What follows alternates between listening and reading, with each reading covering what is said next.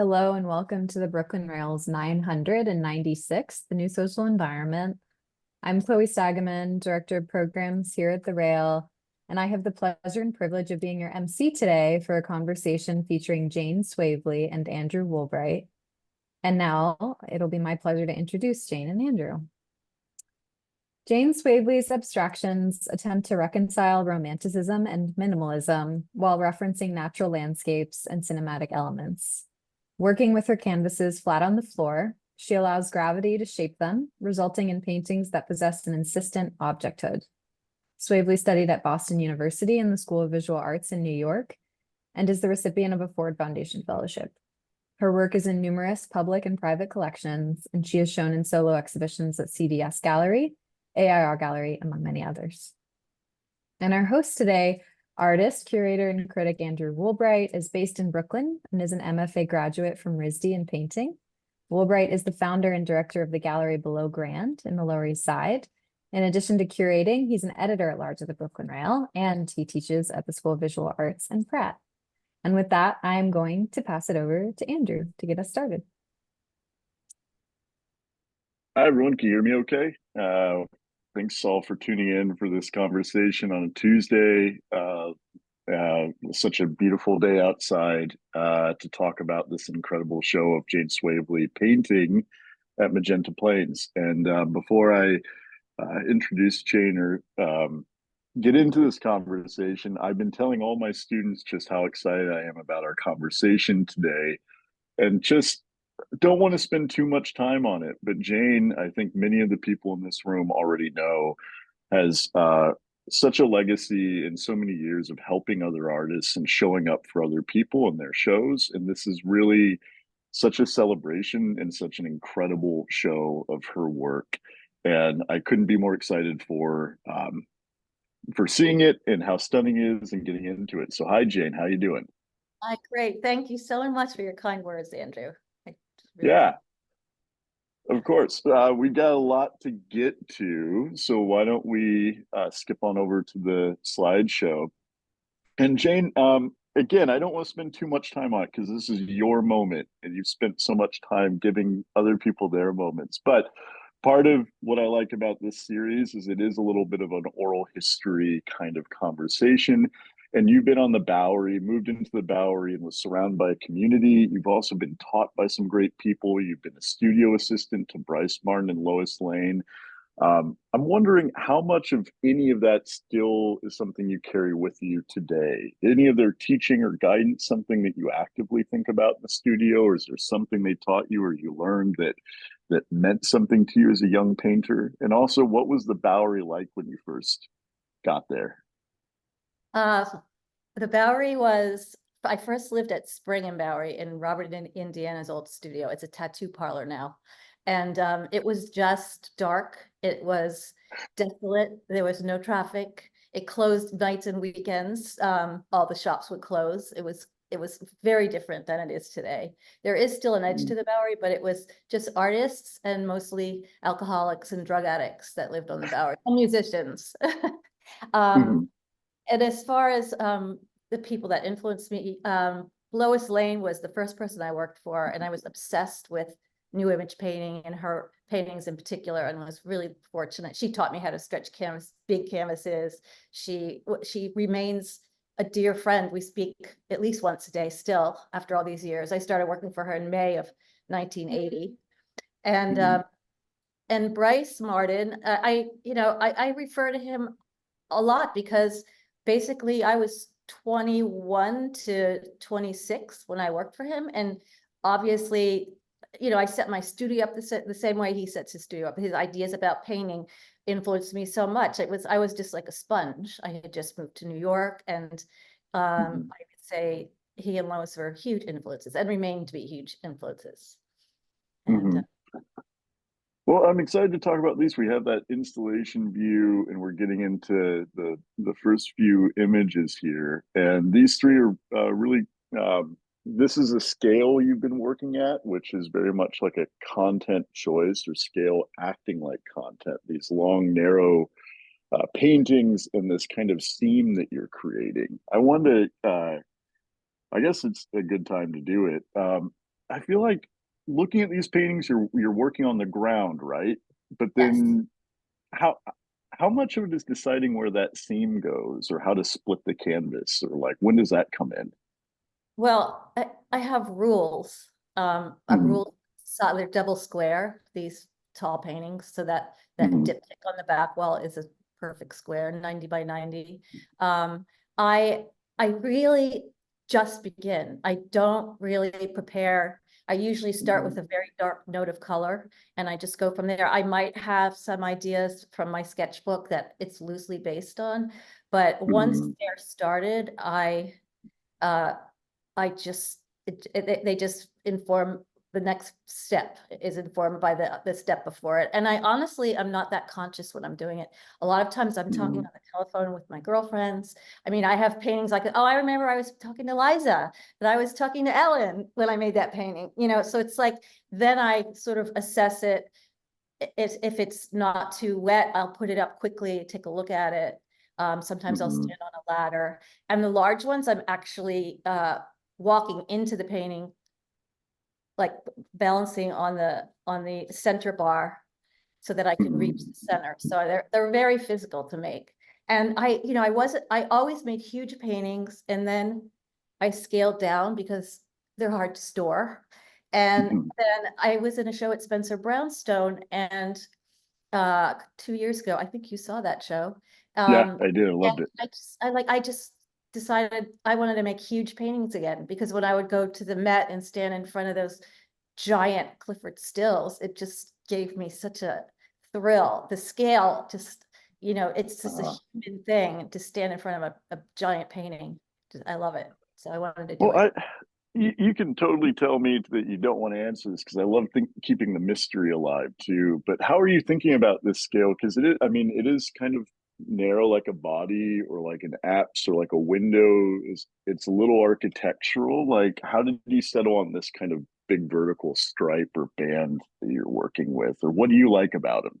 Honestly, there was a painting in the last show that was a double square, and I had these Hmm. stretchers from the 80s. They still had, I actually had work at Willard Gallery. They had Willard Gallery stretchers on them, and I mean, stickers on them, and they're made of redwood. And I was like, I just want to try these paintings. So they were double square, and that's Uh-huh. the only reason is I had these big stretchers, so I stretched them up and then it just kept going from there. And I was doing like 36 by 72, but I love this scale because it really is, and hung low, it really is like you're ready to enter into the painting. You could like just walk. Totally. Totally. Well, I mean, I was I mean, I hope everyone has already seen this show, and if you haven't, you got to run to it. But it well, first I want to say something to the effect of I was having a conversation with Fox Heisen, and she was saying, the tricky thing with abstraction is how do you make something new that doesn't feel like a gimmick or doesn't rely on a gimmick? Like there are a lot of abstract painters that want to make a painting, but they want to use a new material that's never been used before, or like some type of technology to address it. What if you use the same, tools and materials available for all time, but how do you make it different? And I kept thinking about that walking through your show, that like this is a language that doesn't rely on a gimmick at all, and it does its own thing. And I think one of those things that I was really struck by is there's such a nice thing that happens when you're like 10 feet back from these, that like it rewards close looking, but from a distance, they're so sharp and so object like.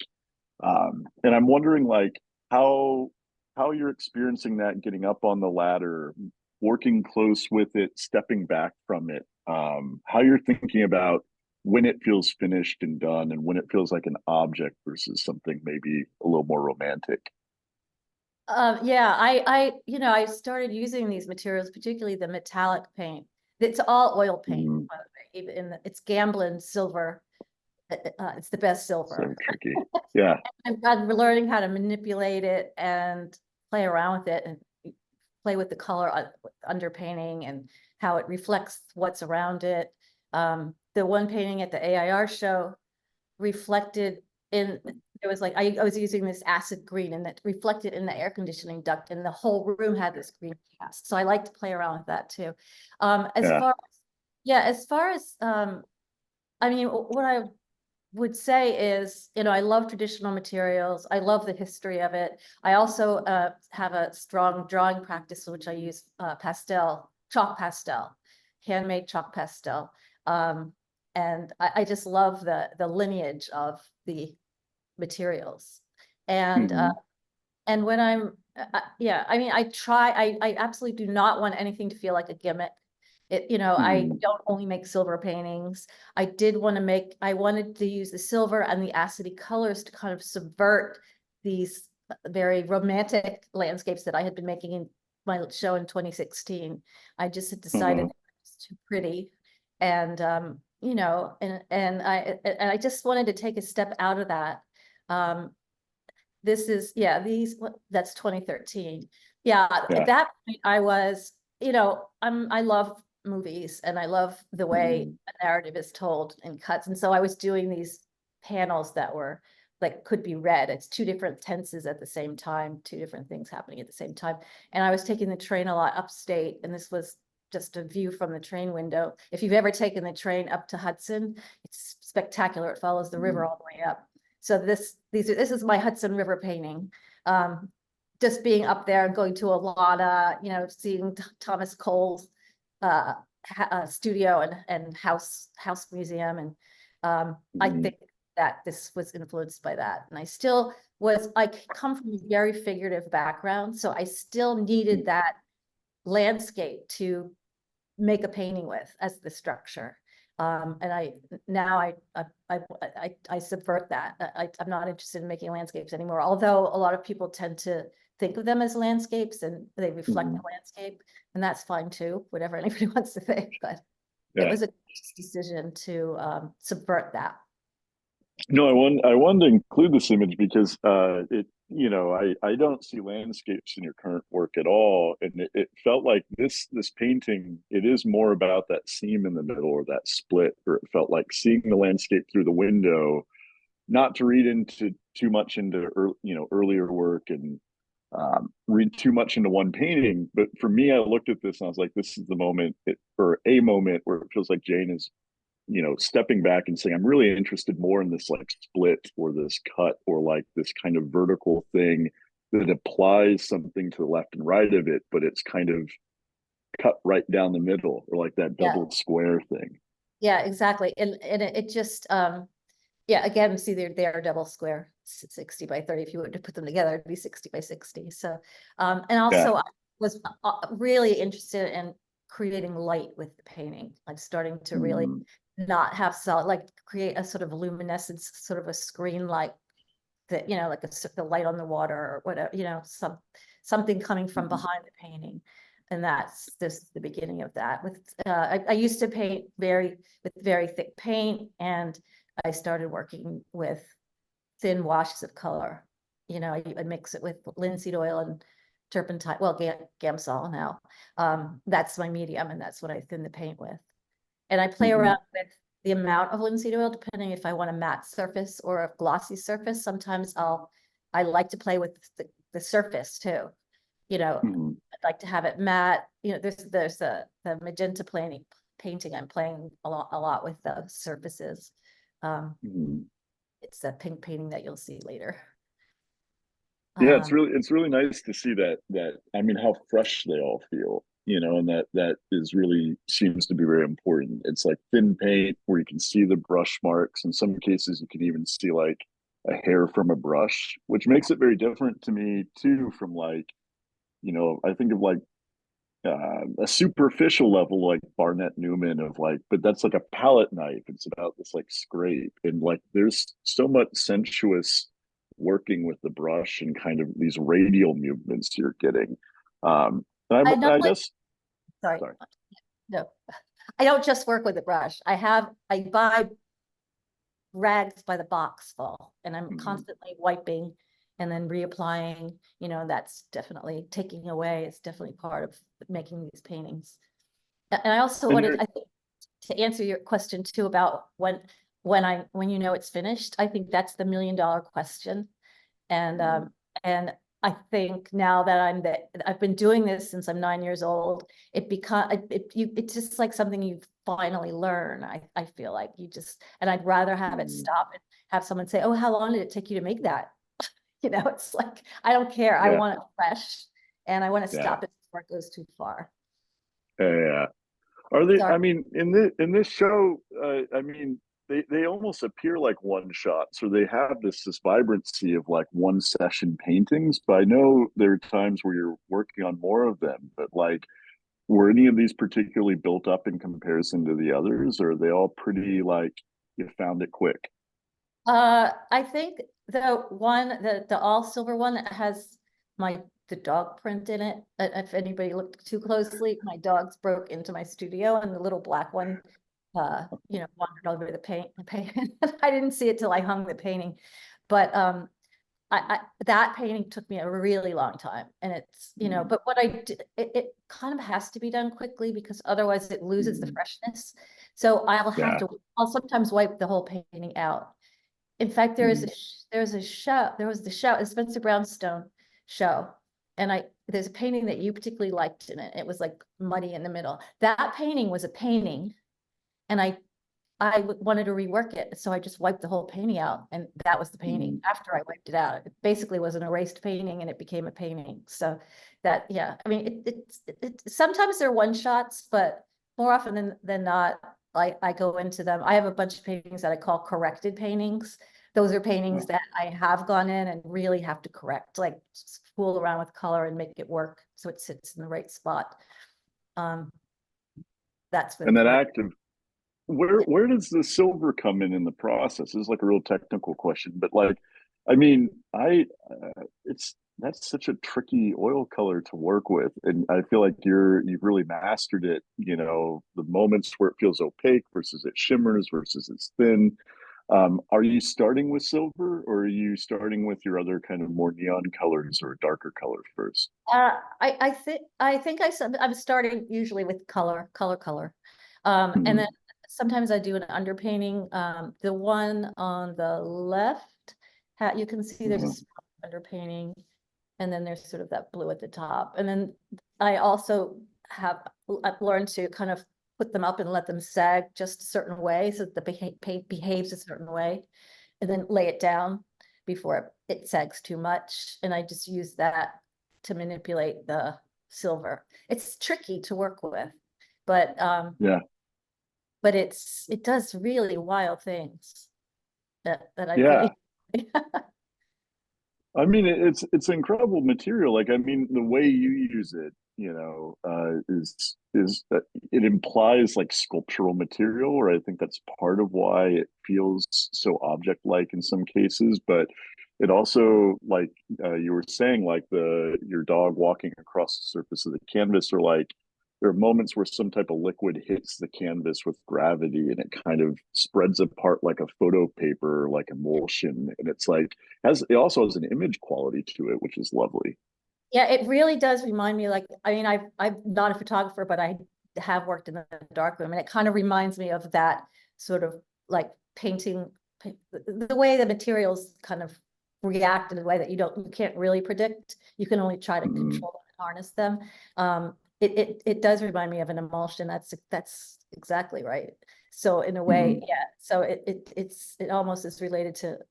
It's very chemically. And it also really smells terrible. The silver paint, I don't know if it's petroleum distillate, but it makes me sick. Like I have to really in small doses. There's a very strong smell. Yeah. I wanted to include two artists that kind of came to mind as like a maybe distant proximity to your work. I wonder how you feel about it. But like looking at your work, it going into that photographic emulsion thing, it reminded me of like the moment where photography images took over. You have painters like Richter and Witten trying to make a painting in one shot, so it felt like a dark room, like a painting that just kind of happens. But more importantly, I was thinking about Dorothea Rockburn as like, and a little bit of Pat Steer of like, is this a painting or an object? And I'm wondering how much that influences your thinking about these, or if that's relatable. Oh, it's absolutely relatable. I mean, there are two artists that I don't really look at a lot, but it makes total sense. You know, this is fantastic. Whenever I see Dorothea Rockburn's work, I love it so much. And I do like also, you know, Bryce Martin's paintings were objects. They're plain image. Plane was the name of his, you know, doing business as. And so all of that kind of just percolates, you know. And they are objects because, you know, when I use that stretcher from years ago that's made out of this beautiful redwood, which you can't even get anymore, that stretcher is a really important part of the painting. You know, you can see the stretcher through the back of the painting, and it is an object. It's an object with, you know, but it's a painting also. So it's such a cool move. I remember loving that from your Spencer Brownstone show too, of that the stretcher coming through, or like the ghost feeling of it being pressed in the lightness of it, and really having to be reminded that this is an anti-illusion on some level. It's about the material. That's the only way to confront it. I love that about your work. And here's the Pat Steer. I thought about this just as like a, you know, like because there's a part of me that thinks that, like, especially with the green and yellow one, you're kind of building this frame, but it's not an angular frame. It's like you're kind of getting close to a grid, but then you're also making it really about this wind up of the arm. And the only thing I could place with that is like kind of these like paper split things that Pat Steer did, but you know, that only gets so close. yeah, look at this. Look how huge this is too. It's just magnificent. I just like, I I love know. sitting in front of her paintings. They're just massive and beautiful. Well, I'm excited. I hope you get to do one of these really quick, because I want to see what one of yours looks like on this scale. But can we go back to talking about, because it is a very physical activity. Like, you're working on these flat.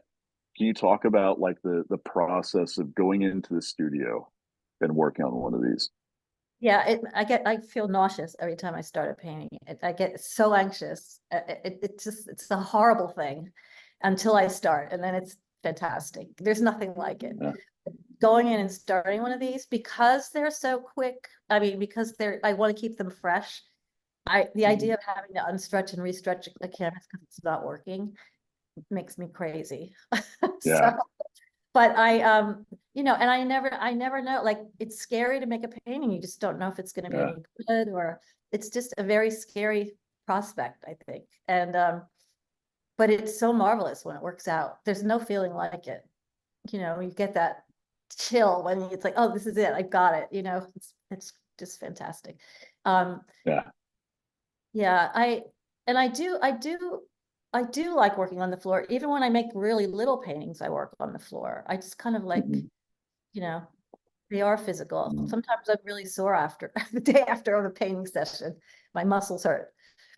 And this one, painting, I had seen this, it was last winter.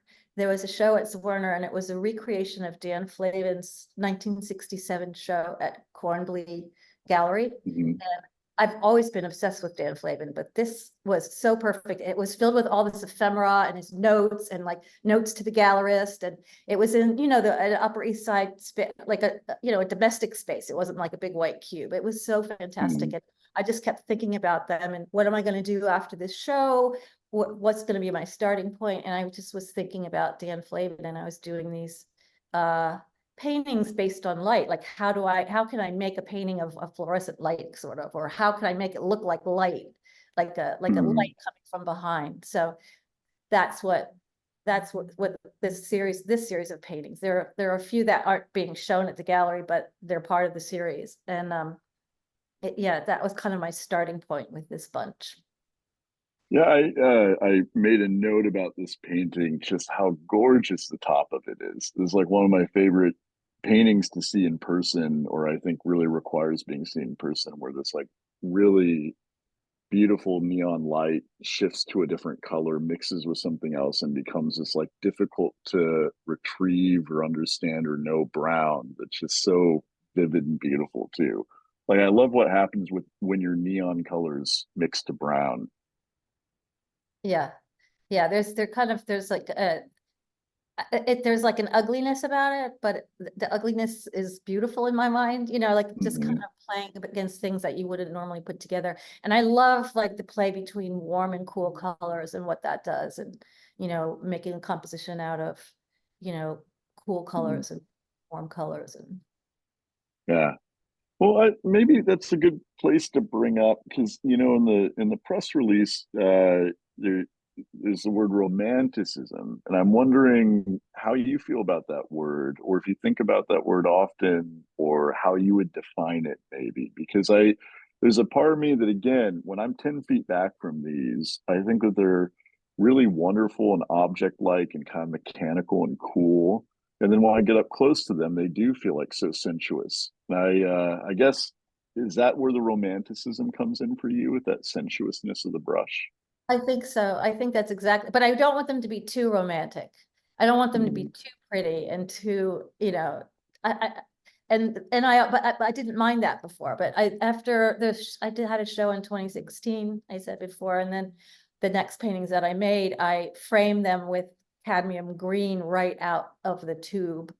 And so they weren't landscapes anymore. They were now cropped and framed in this color that I would never use, certainly never out of the tube, just to kind of subvert that romanticism and give them another layer of meaning in a way. You know, some people talk about this, this reminds them of, you know, climate crisis, you know, because of the toxic glow. Somebody wrote an article about the toxic glow, the neon forest, and, you know, from the last show, 2 shows ago. So I think that's like that's conscious on my part, is to try to subvert that, but still embrace the romanticism of what it is to be a painter.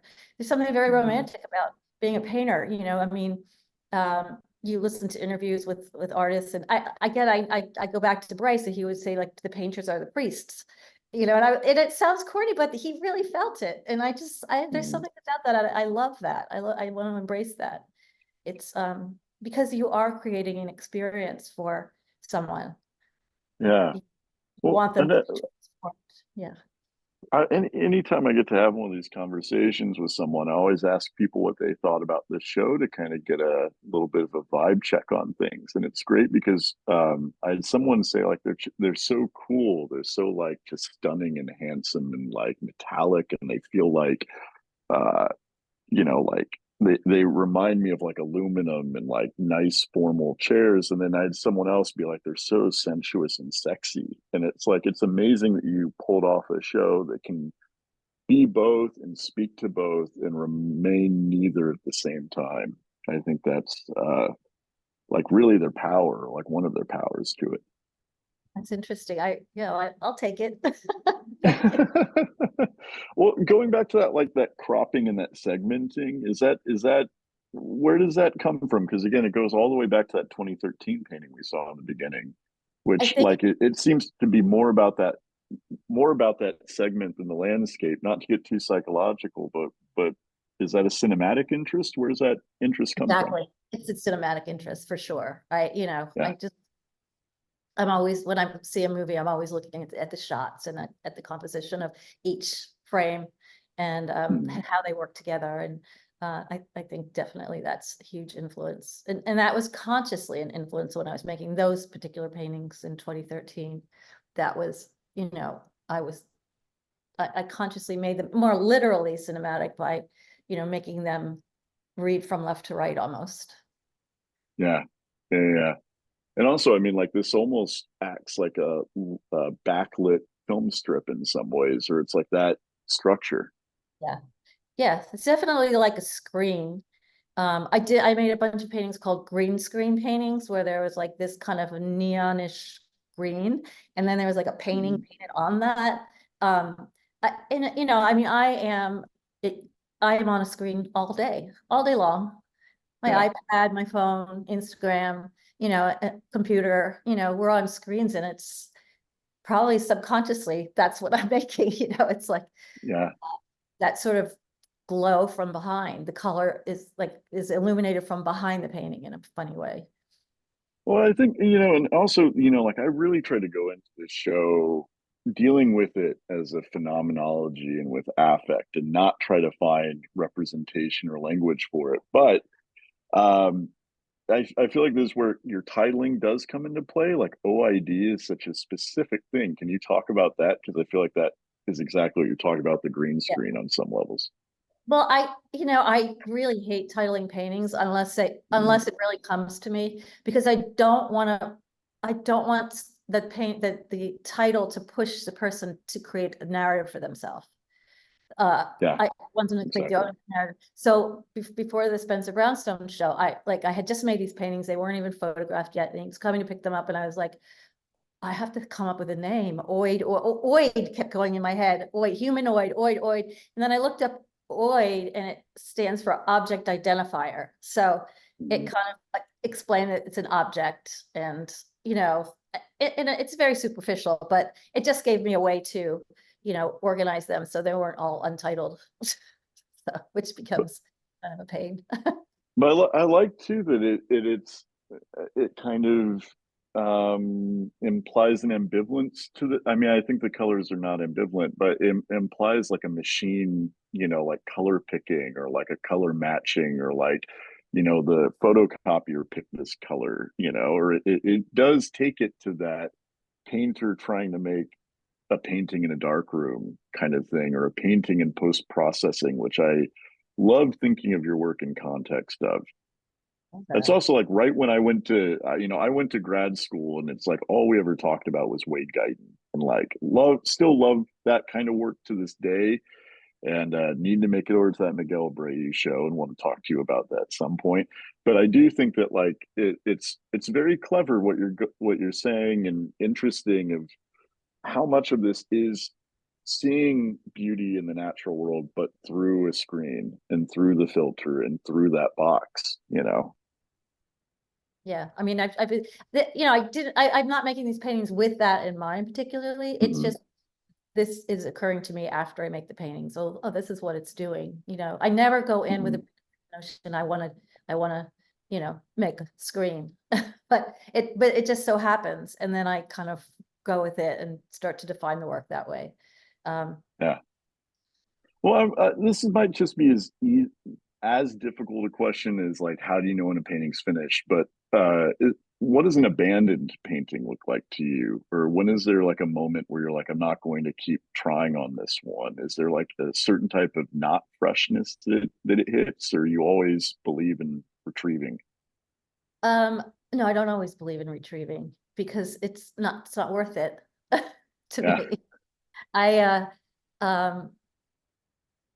It's rare that I get to that point lately, where I stretch a canvas. I'm too careful for that. Too careful to end before that happens. But that being said, the painting that's in the show, the one with the dog print, that was nearly abandoned. It just went on for so long, and I was like, I just can't make this work. I just finally I was going away, and I just wiped it all out and did something quickly and came back, and it was done. So it's just it was nearly abandoned. And can we go to that one on the slide? Which title is that one? Do you recall? Let's see. Do we have an image of that one? It's the number 3. Yeah. Wow. Well, I'm glad it wasn't abandoned. I mean, for me, this is like this is the one that, and I don't know if this is something again that you're interested in, but this one felt like a fogged up mirror the most of all of them, where it felt like it actually did like kind of a wipe, when you like wipe the humidity off of like a shower, glass or something, or a mirror. Yeah. Yeah, it really is. I just kept painting over it. Like I just tried to make it disappear in a funny way, and then just have some elements come through. But I love the fact that my dog was involved in that. There was a painting up at Magenta Plains last summer called Licked Painting that that was also he participated in it. I had the painting finished, and I was sitting in front of it, and I hear this noise, and there are these 2 big spots that he licked off that showed this yellow underpaint. Just made the painting, finished the painting. So I like when like that happens too. He didn't get sick. Absolutely. But yeah. Thankfully, yeah. Well, dogs can usually handle that kind of thing, but glad he had to make a mark on it. Yeah. I mean, I guess like that kind of makes me think about too that Charlene von Heil show at Petzel, like talking about like the cobweb that gets stuck in the painting and like really letting these things be, objects, or like even like Edvard Munch leaving his paintings outdoors and letting them get rained on, and like the weather affecting these things. Which again, I guess that goes back to that interest in objects and that interest in them really showing their history. Yeah, I love that. I love that. That last show of Bryce Martin's that the paintings he made just before he died, to me, they were just perfect that way. You could see the history. They were just barely there and so tender. And they're like little, I think, dog hairs or brush. Mm. I know he had a dog. I love it, just made them so the physicality of them, I just think it was so tender. I loved it. And that's what Yeah. Sorry. no, I'm sorry. Go ahead. I was to say I love thinking of these as like a bodily storage that also is like, is this a type of printing, or is it a type of expressionism? It's like neither to both in the right way, but ultimately it's about this accumulation of experience. Like there are times where I don't know if I'm correct in it, but it felt like almost like sweat was hitting the canvas, or like some type of like watermark was hitting it from above. That it's like it does feel like it's catching your gesture, and that's an important part of it. I think it's really important. I didn't realize how important it was until after I made them, but it really is. I'd love to have pictures of me painting them, because they really are. And my studio right now is really small. It can only accommodate the 90 by 90 painting, and I can barely walk around the edges with the other furniture that's in here. So I'm tearing down my kids' rooms and reclaiming my old studio now. They're out of the house. But Yeah. so I'm looking forward to making even bigger paintings, but and having the room to really, lay them out and spread out. But that kind of restriction, I don't know, it makes it, sort of like tiptoeing around the painting when you're making it, climbing into Yeah. because you can't reach it. Yeah, I love the physicality of that. Well, that physicality, I mean, is that how it carries through in everything, in terms of like how quick are these paintings happening when they're actually happening, or is it kind of circling the boundary of them slowly, and you lay down a mark and wipe it away and you're really looking at it, or is it when you're painting, are you pushing things around quickly? I'm really pushing Yeah. things around. I just go in for it, because otherwise it just becomes too precious to, you lose that, you lose what I'm after, you lose that. It just becomes tight and, Yeah. and I've used pretty big brushes and, Yeah. Do you have a reliable one? Is there one that kind of gets you through a painting when it starts to maybe go south on you, or is it brush. or yeah. Yeah, I like flat brushes. I was using round brushes, but I like a flat brush. Yeah. And old ones from New York Central with the long black handles are my favorite. I don't even know where to get them anymore. I take very good care of my brushes, because they're really Right. important. So, but yeah, they're those they're flat and wide. Mhm. Have a handle that's a foot long. Those I love. Wow, And wow, wow. So it's like really activating the elbow, or it's like yeah, really kind of, far back. yeah, and also just like lifting the paintings and carrying them around. It's really physical. They're big. They're a lot Yeah. bigger than me. And just like, I can't store them in the studio, so I'm like constantly moving them in and out the doorway. And it's just like I love it. I Yeah. love it. And I couldn't Always, live I out mean, my white bags. yeah. My Honestly, bag. it's so relatable and silly, but like I don't know. There's kind of like a romanticized idea of like an artist studio visit, of like someone like the artist sits back and smokes a cigarette and it's stuff, and it's like every studio visit I've ever had is like, like trying to carry a giant painting a little too big for you, move it, stack it. It's like Yeah, and really a everybody's offering to comedy. help, but you just don't want the help. Exactly. Better if you do it Exactly. yourself. It's like this is my couch. I gotta get up the stairs right now, and only I can do it. Yeah, exactly. Yeah, I like that a lot. Well, Okay, but let's go back a little bit before the kind of this like really wonderful activation verb painting that you're doing. What do you bring with you into the studio to get there? You know, like who and what do you bring in? Are you thinking about any artists before you get there? Are you listening to music, or like how are you getting yourself in the space to really do this very physical act? I used to listen to music, and I don't listen to music at all anymore when I work. Mhm. I have a very important part of my studio is a sofa, because I like to loaf around and look at Mhm. books. Right now I have the Dan Flavin Green Gallery exhibition book, and I have uh Bryce Martin drawings, and I'm looking at Barnett Newman drawings and prints, and I'm always looking at, and I had stopped looking, but I never looked at Barnett Newman before, and then all of a sudden someone Mhm. said you should look at Barnett Newman, and just like having them around almost like by osmosis, having Uh-huh. stacks of books around, um, Yeah. looking at some photographs of like older work, and looking at just looking at photographs. Uh, Mhm. yeah, I don't really go outward. I don't paint from life at all. I have a Mhm. house, I have a studio upstate, and it's all these windows and green, and I want to just cover them all up. Yeah. Yeah. Well, I mean, that seems so important to this work is like closing out the world in this like really appropriate way. Like the use of color, it's like almost at times natural. Like this could be like a kind of oxidizing blood stain, but at the same time, like it really is. It always, wonderfully avoids being representational or natural. It's like even the green you use is like never. You really avoid nature green and go towards these like really, yeah, like iPad Phthalo, greens and phthalo, the yeah. phthalo is, which is a totally chemical, color. Mhm. And that's a color I'd never used before, ever, ever, ever, because it's so Yeah, difficult, and it stains, and it's yeah. very, yeah, transparent. But I also like to play around like with sap green and phthalo, Mhm. and play around with the warm and the cool and the natural and unnatural, and combine that in different areas of the painting, so that, yeah. Anyway, I Well, am.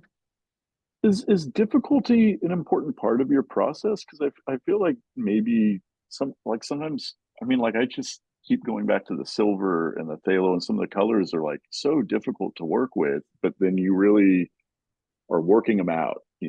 Like is it important for you to start with like a difficult material and then kind of find its harmony? Not necessarily. I like when things aren't too difficult. I mean, it doesn't have Uh, to be difficult. And again, it's like this balance between like the conscious and the unconscious that kind of walk together. So mm, it's really, I don't make decisions like that. Like I'm not mm, thinking like that. I'm just kind of doing it. It's really unconscious mostly. And then step back and mm. make the conscious decisions. But it comes out in like a Yeah, big burst.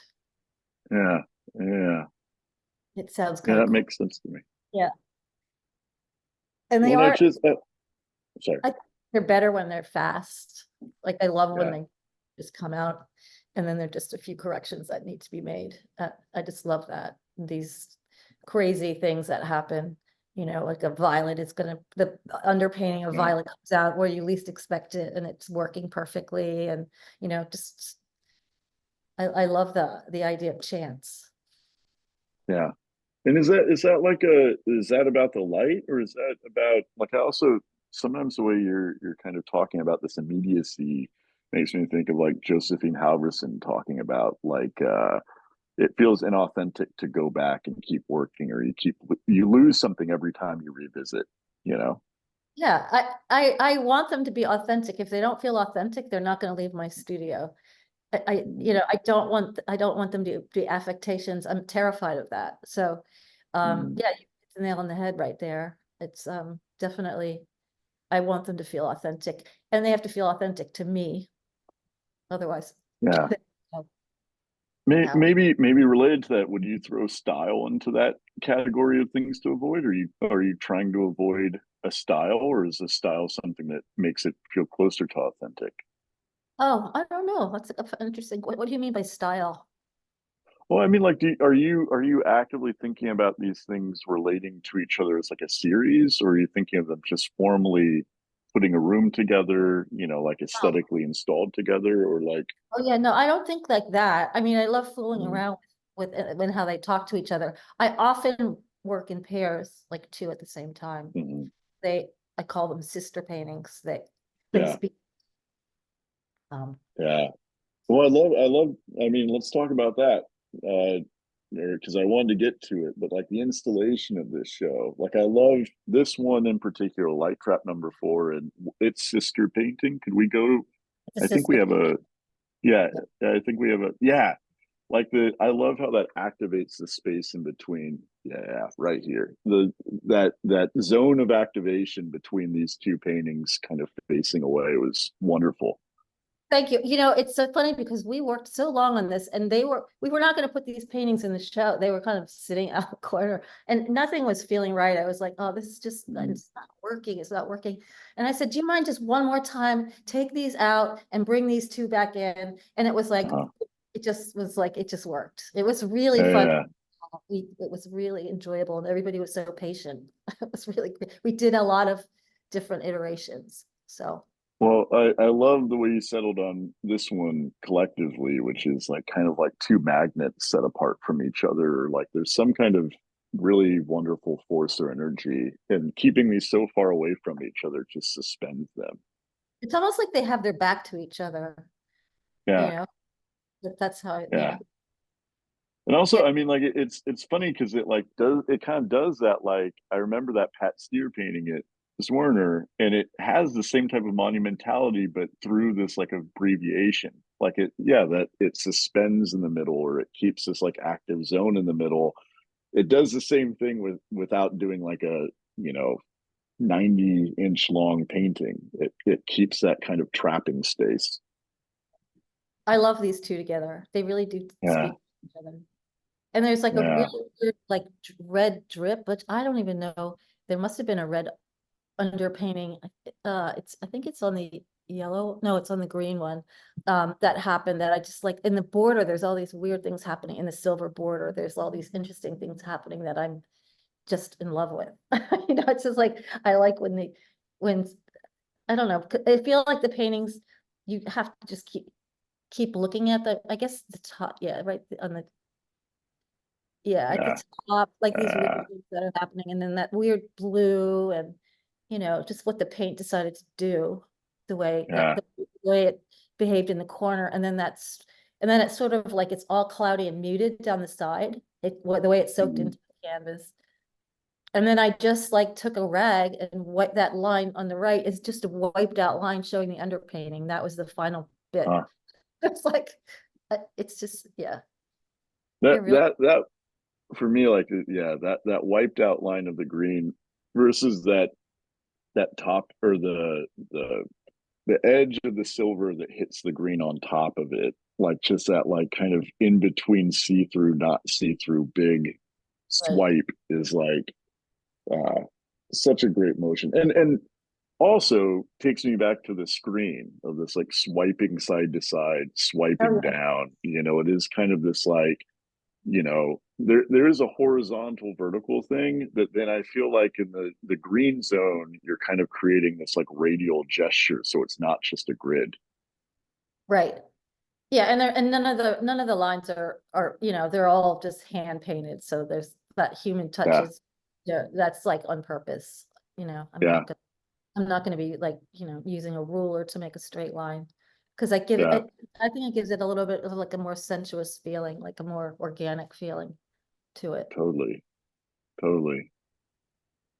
Yeah, I don't know, they're incredibly sensuous, but I mean, it kind of makes me think of almost like Claude lenses in like a weird way, or like going all the way back to like looking through this convex mirror and like Oh, seeing the wow. world through the filter, like choosing to see a shadowed exceptional world over the top of the natural one. Um, Yeah, yeah, this one, the light trap, that came from a Dan Flavin, but that was it was like somebody was talking about his paintings or his work as like light traps. So that's where that title Yeah. came from. That's that series. Yeah. Yeah, I mean, and like they're so tricky both with gravity, like there's so many of them that felt like they could have just as easily been flipped and been on the bottom or like top, or like the way, because you're working on them top down. But also spatially, like this one was one of the trickier ones for me, that I couldn't tell from a perception standpoint if like the wiped away yellow on the left and right were coming ahead of the heavier middle section, or if it's receding, I like which that is trick. amazing. I like when you can't figure that out, when at Yeah. 1 minute it's in front and then the next minute it's behind. I enjoy that. And as Yeah. far as I've had work that I've had photographed, and then someone will come to the studio and like, well, let's try it this way, and Mhm. turn it around, and it just makes the painting. It just, so I'm not married to a certain orientation when I make it. Yeah. I'm happy to flip it around if it works better. Yeah, I think that one on the right, those two that we focused on, I think that one on the right for me, I looked at and I was like, for a minute I thought it was painted the other way and then flipped. I forgot there's some mark that looked like it had gravity to it going up instead of down. And I was like, oh, it looks like Jane It might flipped have this some been, work on. Yeah. yeah, Yeah. probably. Yeah, there was a red drip. It was the red drip that, That's right. Yeah, oh, yeah. It yeah, goes, yeah. goes I up. was like, Yeah. oh, yeah, I love that. I mean, like it's also funny just from an art school standpoint, where it's like so much, like often like the best advice is the most obvious, which is like how often flipping a painting is like what really saves it or makes it a painting and not an illustration or some type of illusion. So I love flipping paintings. Yeah, me too. I'm happy to do it if it works. Yeah. Um, Well, yeah, I mean, also what I love our conversations because I feel like you you say so many names of people, you see so much work, you really show up for everyone. I'm wondering, like, I want to use part of this time to just think about what are some shows over the years that have really influenced your practice, or like feel like important ones, or like ones that maybe you saw as a student or later that you said like that's really something I got to push off of or work with in the studio, you other know, than the Dan Flavin. yeah, other than, I have to say, so I, come from a real figurative background. Figuration was Mm. everything. And I remember when first of all, I remember the first time I went to the Guggenheim on a class trip from Allentown, Pennsylvania. It was my sophomore year in high school in 1975. And it was Bryce Martin's retrospective. And I remember seeing that show and I had no idea what I was looking at. I could not figure it out. I spent a lot of time looking at it. They made me mad. They made me angry. And then I grew to love them. And, it just was like, it flipped for me. So that was, Yeah. it's so funny because we had an amazing art department with like 3 full-time teachers. My public high school was incredible. And then shortly after that, I saw the biennial in 1979. But before that was the new image painting show. In 1977, I had come from Boston to see that. And Lois Lane's work was in it. And Jennifer Bartlett, David True, Neil Jenny, Susan Rothenberg. That was a really important show for me because it was figuration, but it was stripped down. It was very minimalist in tone. And I remember Lois's painting was like this dark indigo painting with just like a clothesline and an animal shape in graphite. And I just fell in love with that show. And then when the first summer I was in New York was the Big Guston show at the Whitney. So that was a revelation to everybody because people weren't really looking at Guston at the time. And it actually spoke to the new image painting. It was really interesting the way that those two shows kind of spoke to each other, I think, in his use of figuration. Jane, have you ever explored or done anything with photography or filmmaking, or was it always the idea of this image having to be worked through in painting? Like, do you take images or photographs, or is it just like yeah? No, I just make Instagram stories. Those are my movies. Yeah. And I had, you know, in high school, we had a dark room and I would play around in the dark room and I loved that painting with light, basically, you know, and then Mhm. at SVA, I had a photography class and I went around taking pictures of, you know, I think excavations, you know, there was a lot of stuff being built that summer and I remember taking those and developing them, but that's as far as it went. I never consider myself a photographer by any stretch of the imagination, Mhm. but Just that moment. Yeah. I do enjoy the dark room. You know, I just like, I just love like just running your hands. We would do it without gloves, running your hands over the print and seeing the image appear, you know, and Yeah. like playing around with the light, you know, exposing certain areas and yeah, but I'm not a photographer. That was Yeah. many years ago. It's just taking the love of that immediacy and applying it to this material, which makes total sense. Are there? I also, I totally want to respect, love the conscious, unconscious as you're working. But are you like thinking through any verbs while you're painting? Or are you like a verb action person?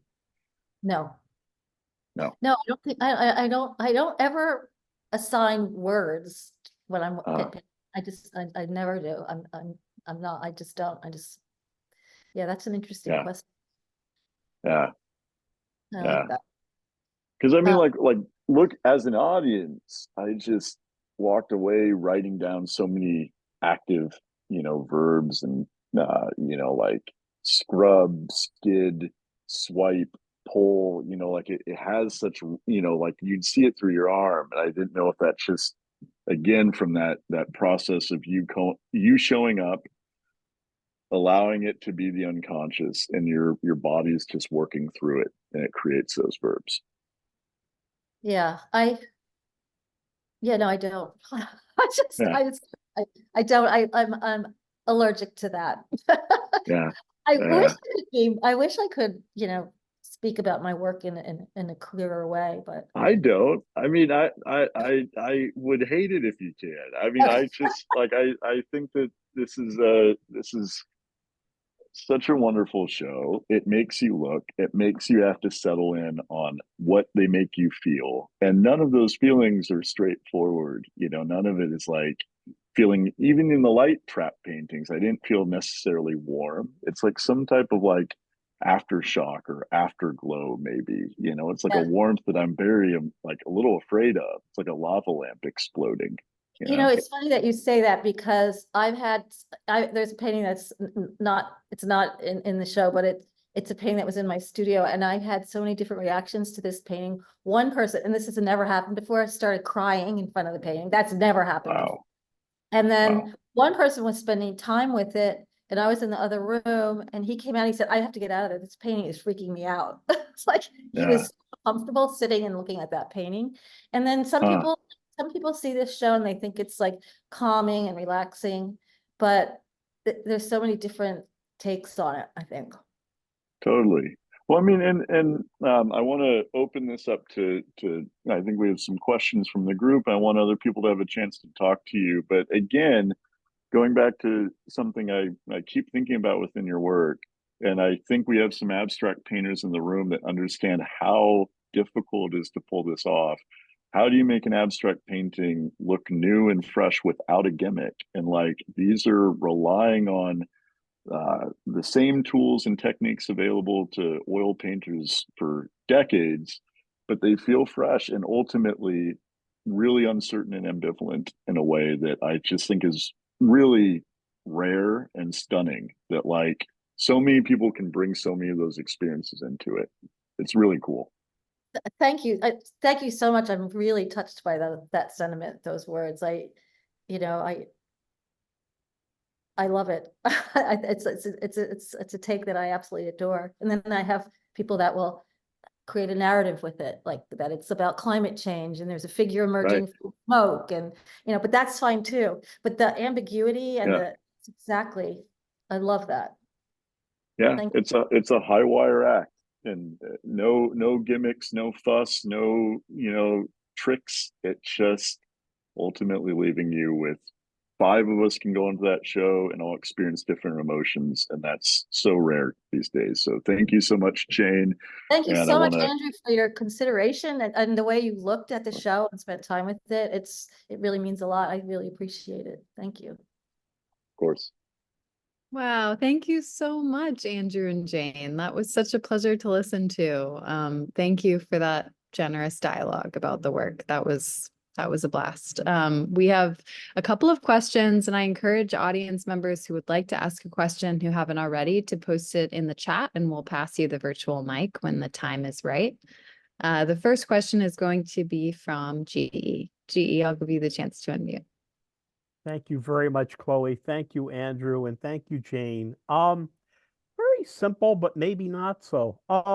Have you found the perseverance, that sort of painting through, to be a big antidote to intrusive worldly anxieties? Oh, all I know is that when I'm not working, I'm in a bad mood.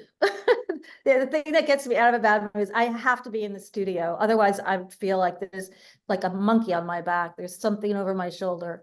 That's the curse of being an artist, I think. You know, it's just like, yeah. So it's important to just keep working. And if I'm out of the studio even for a couple days, it's very, very hard to come back in without, you know, huge anxiety. I can completely understand. Thank you so much. Sure. Thank you. Thank you. Thank you, GE, for that question. The next question is going to be from Caroline. Caroline, I'll give you the chance to unmute. Thank you, Chloe, Andrew, and Jane. I love this show. Jane, I've told you already. My question is, the colors in your paintings feel so specific. And since you are terrified to begin a painting, which I also can relate to, how do you decide which colors to begin with? I can't really verbalize that. You know, sometimes I feel like I want to start with a very dark note and I'll mix some very dark color that's, you know, it just depends on the mood. It's nothing really logical. I wish I could answer it. It's all kind of there. Yeah. I can also understand that. I thought maybe, you know, you had some color lying around and maybe you were drawn to that or just kind of grabbed it, or like, is it intuitive or is it more like, you know? It's intuitive. It's mostly intuitive. And also I don't have a palette. I have like these giant like cookie sheets, baking sheets on the floor where I have the paints laid out. And then I use those, like if you get halal food, those plastic containers, Yeah. I use mix the color in there with lots of, yeah. So I really don't like to keep colors for the next day because it's never quite the same. So yeah, I mean, it's not really based on what's laying around, I would say. Thank you. Thank you so much. Thank you, Caroline. The next question is going to be from Kadar in the audience. Kadar, I'll ask on your behalf. It is, Jane, could you share some of the films you like or connect to? Also, you know, thinking about this in the vein of the discussions about around the silver and films. Oh, just saw a film that was a black and white, Italian film, La Notte, I think it was called. And that, you know, I've been watching old like Italian films and French films in black and white lately. And just the framing of the shots was so incredible. I just watched it last week. I had COVID and I watched it. So I would say that's the one that that comes to mind first right now. So it was Marcello Mastroianni was in it, but it was shot in such, you know, specific odd shots and angles, and the black and white was thrilling. So that's my movie for today. I love it. Thank you all so much for those questions. Those were really, really great questions. And thank you, Jane, for your generous answers for everyone. If we have no more questions, I just want to give an enormous thank you again to Jane and Andrew for today's dialogue, which was such a pleasure to listen to, and a thank you to the team at Magenta Plains who supported us so much in preparing for today's event. We'd also like to thank the Terra Foundation for American Art, who sponsor our NSE program and make daily conversations like this one possible. They also support our archive, which you can view on the Rails YouTube channel. We've been free and independent for 23 years. A donation directly supports the Rail, our writers, our production staff, and our operations. You can support our work through the link in the chat. And if you're free tomorrow at 1 p.m., join us for a poetry reading curated by Leonard Schwartz, featuring Schwartz, Nimrod Bena, Michelle Delaville, Genya Turovskaya, and Nina Zavankovic. And you can now turn on your microphones and say hello and goodbye as you leave. Thank you so, so much for joining us today. Thank you both so very much. Thank you, Thank Jane. you. Such an incredible show. You have to go see it Thanks, as soon as you can if Jane. you have. Have Thank a you, great Jane. Tuesday. Thank you, Andrew. Have a Thank you, good seeing Andrew. you all. Thanks so Lots much, of great everyone. shows. Good Thank you, seeing you all. Jane. So much. Thank Amazing. you. Thank you. Lovely way to spend an afternoon. Oh, Thank you, I'm Jane. Go see the show, you guys. Have to go see it. So good. That was All right, great, everyone. Jane. Thank you all. Bye. Thank you. so much. Bye, everybody.